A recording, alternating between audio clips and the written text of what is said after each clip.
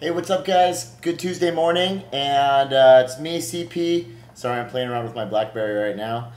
I'm, I'm pulling up some questions from the week. David went ahead and forwarded some of these over to me, so without any further ado, we'll go ahead and jump into it. D ain't with us today, but so I'm kind of holding down the fort. All right, so here we go. We're just going to go ahead and dive right into it and start answering some questions. Hey, Chris and David, I have enjoyed watching your daily updates. Okay, let's get to the question. I'm wondering advice you have for busting through a weight loss plateau. Awesome, awesome. I love answering this stuff. I'm a 195-pound, 28-year-old male who's worked out since high school. Never managed to get below that magical 10% body fat mark.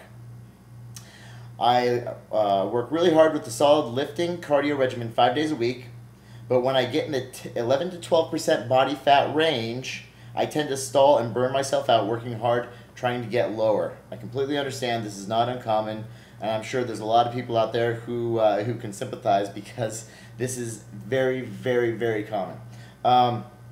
Okay, at that point I often tend to eventually give up or take a rest week and let my nutrition slip a bit.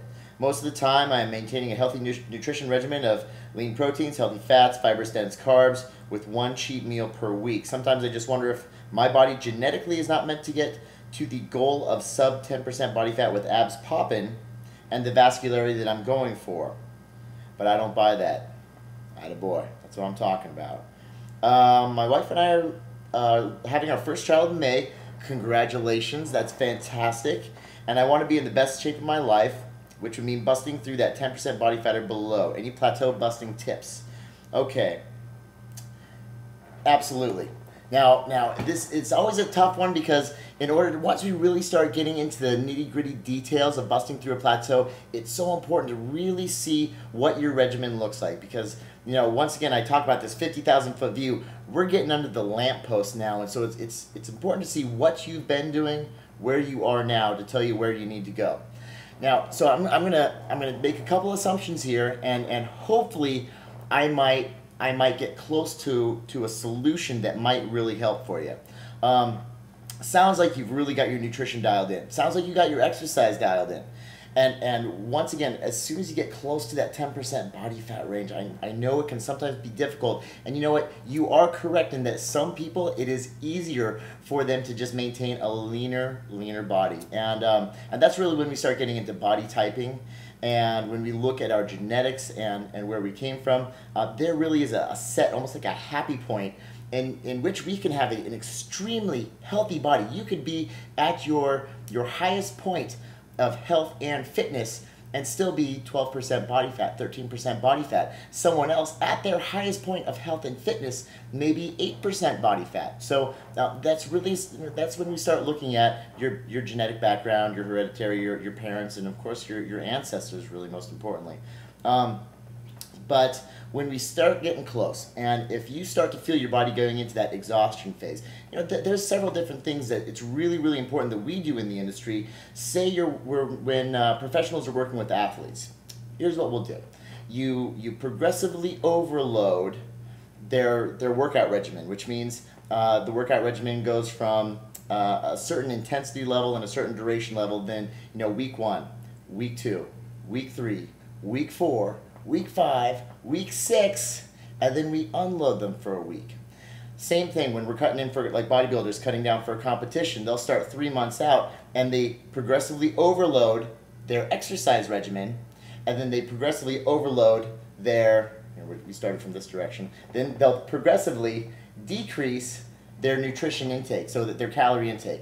And then once again, after they've done this, after so many weeks, sometimes it's 6 weeks, sometimes it's 12 weeks. A lot of bodybuilders come in for the competition, they'll begin 12 weeks out. Sometimes they'll start 16 weeks out, really depending on where they're at. But they always time it so that it's this wonderful little crisscross pattern where the exercise intensity overloads nutrition and the intensity of the deficit. It's like a wonderful little taper. Here's the kicker. No matter what, you're going to reach a point of exhaustion. And this is, without getting too funky into the jargon of it, there's something called Cellier's adaptation principle, or Cellier's adaptation syndrome.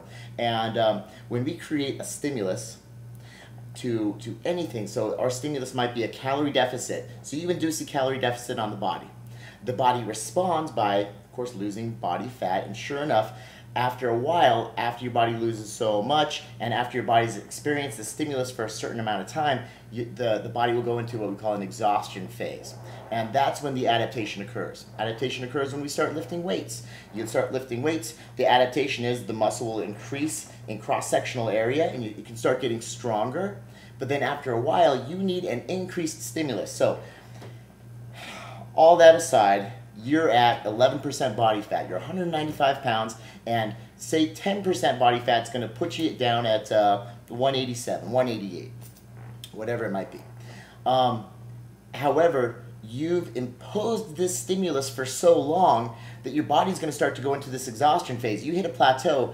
Remember, plateaus are not a bad thing.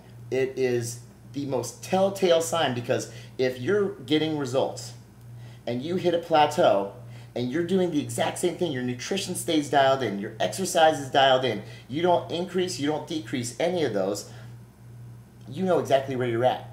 Because that plateau is telling you that your body is in an exhausted phase. Then you increase your exercise intensity, you decrease your calorie intake a little bit, and you still stay plateaued. You know exactly where your body's at. Your body's telling you that I'm no longer in this adaptation phase, because if you're in an adaptation phase, you're still losing weight. No, you're actually into the exhaustion phase, where it's actually more detrimental than good.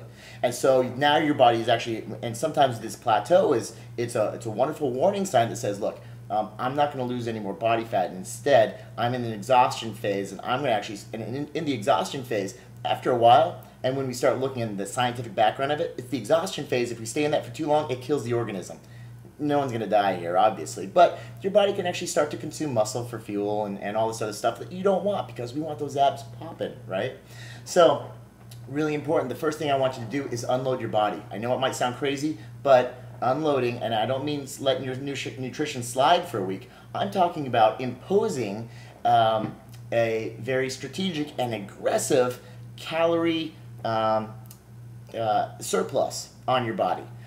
Meaning that I want, say right now, in order to get to where you're at 195 pounds, 28 years old, you're probably consuming maybe around 2,300, 2,400 calories a day, depending on your activity levels. You might be at 2,500, 2,600 calories, you might be at 2,000.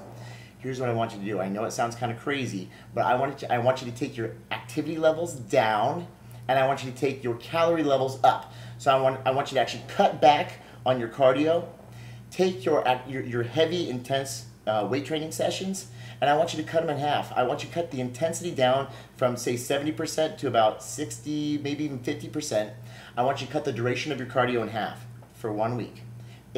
We call it unloading. It's just a simple unload week. It is hands down across the industry. Everyone who really knows what they're doing, they know that we have to unload the body in order to break through a plateau. So we unload for a week. It's kind of like you're right here. Your body doesn't want to go any further, so what do? We unload it, and then we break through.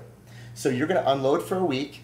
All I'm going to ask for you is some patience, and of course this is a little bit of a leap of faith, because it might sound kind of weird, but I need you to increase your calorie intake a decent amount. Doesn't mean go crazy, and I hear that you've got a cheat meal once a week.